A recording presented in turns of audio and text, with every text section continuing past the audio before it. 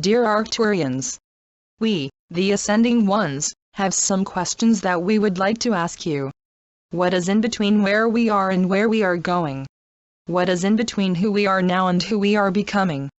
Also, how does who we are becoming influence where we are going? We, the Arcturians, are happy to answer your questions. Dear Ascending Ones, you, the members of humanity, are in between just like Gaia is in between. However, many are not aware of that fact. Many people think that they are already finished with what they came to learn. Some people think that they have just begun learning why they came to Earth during this now to learn, and some people think that they know everything. Then, there are some people that never even think about what they know. These people, which is a large percentage of people, are primarily focused on whatever third-dimensional task they are doing so that they can be happy, take good care of their families, understand their personal reality and/or are just surviving. Gaia has such a diversity of people that there is no wonder why she is having difficulty with her planetary ascension. Only a relatively small percentage of humans are dedicating themselves to assist with the task of planetary ascension. However, the number of those people is rising more and more. Most people do not know what ascension is, and have never talked to a higher being of any kind, much less, their higher self. However, that number of people is diminishing. For the newly awakened ones, this form of growing is the process of remembering who they have always been, but forgot. Unfortunately, the technology for the ones who only care about making money for themselves is also growing. Why is this new destruction to humans and Earth technology growing? The fact is that as more of this destructive technology is growing, more and more people are awakening to the fact that Earth is a living being. Then, the humans that consider themselves to be of more importance than the entire planet are being recognized as fleas on the dog. What these destructive ones do not, yet, wonder is if the dog, the planet were to perish, where would the fleas go? Oh, but the Earth can never perish, they say, because they are not aware of how often Gaia has come into a near-death experience. Gaia's most challenging times were when her protective mantle was lost, then when Lemuria fell, then Atlantis fell, then there were the world wars, the dropping of the atom bomb and the testing for the nuclear bombs, as well as the nuclear destruction done to Chernobyl. Then, all of this destruction to planet Earth was followed by pollution and poisoning of her Earth via the fertilizers, destructions of the waters by ships, as well as cities, emptying their trash into the ocean, and destruction of her air by the pollutions from the huge factories as well as from the polluting airplanes. It might appear that someone has been trying to destroy the Earth. For one thing, many of those who are destroying and/or harming Gaia do not live on the Earth. But if the ones who are destroying Earth don't live on Earth, where do they live? They live on the 3D matrix, which was created to hold Gaia on her axis long enough for her to heal her planetary self after the fall of Lemuria and Atlantis. Gaia was doing pretty well with her reconstruction, thanks to her beloved sister planet, Venus. That is until modern mankind, with their inability to think that any living thing could be stronger than a human. Even the planet on which the humans lived was less important than the humans' ability to make money, gain power over, and dominate others. These lost ones, as we will call them, lived on the planet that gave them the light of the sun, the important water for them to drink, the air that they could breathe, and the solid earth on which they could build their homes. These homes have become bigger and bigger so that the lost ones can have enough space to put more and more things that were invented, so that the ever-growing corporations and extremely wealthy people could show off how much power they have over everyone else. But, what if there were other people on Earth, as well as beings from other planets, that are fully realized with their own power within, and who have no desire to have power over anyone or anything? What if these people realized that unconditional love encourages power within, and giving to others opens their hearts and minds to a different reality? What if more and more people realize that there is a simultaneous reality that resonates to a higher frequency than their physical reality? What if these people fully realize the power within of unconditional love and told others about their amazing discovery? What if these people began to share with as many others that they could, that unconditional love encourages power within, and giving to others opens their hearts and minds to a different kind of reality? What if people began to realize that unconditional love, power within, and giving to others, opens their hearts and expands their minds to a different kind of reality in which people take care of the planet on which they live? This new format for living, in which unconditional love encourages giving to others, also plants the seed of power within. Once power is perceived as a means to better assist the beings on Gaia, as well as Mother Earth, one's power within becomes a gift to give to others rather than a means to dominate others. These power within and unconditional loving people know something that never occurred to the power over others people. What did they know? They knew from the experience of living a life of service to others, that it creates a much greater power within than living a life of service to self. They learned that power within is like a well that refilled itself every time they took a drink. Power within creates a feeling of self-love. This self-love allows them to love others as much as they love themselves. In fact, by loving others unconditionally, they found that they could love themselves unconditionally, as well.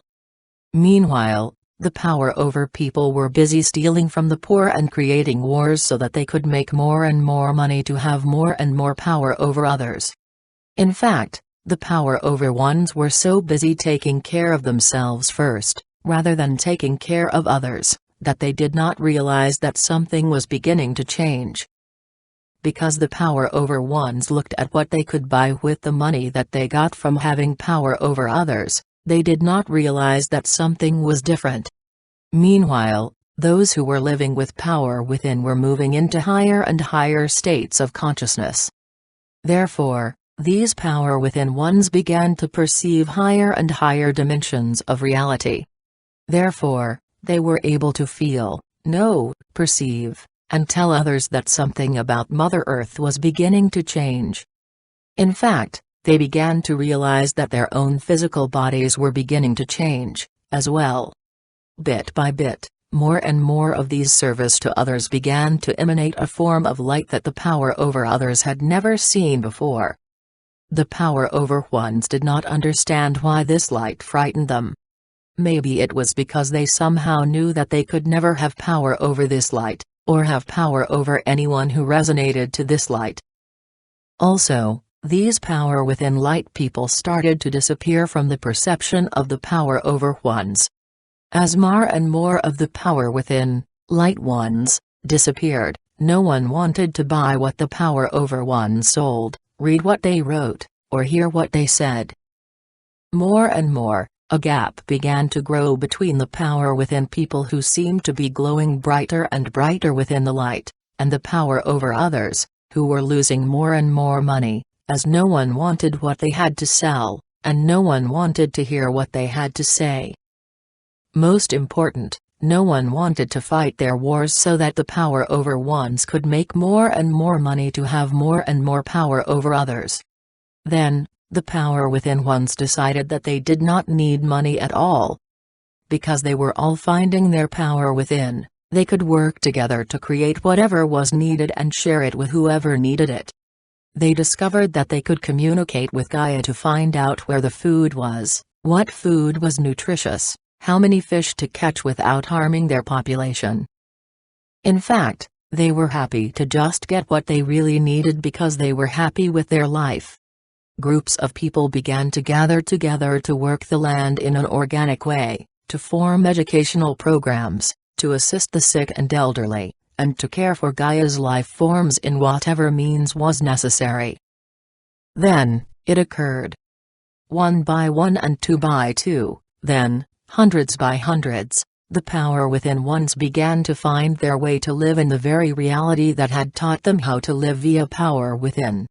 They had forgotten that they had been taught, reminded, awakened, but now they were remembering. They all began to share their dreams, their inner messages, and the information that they received from Gaia herself. Finally, after many eons, people and planet were becoming one. "Oh no," said the power over ones, who were becoming very afraid. "Who can we control now?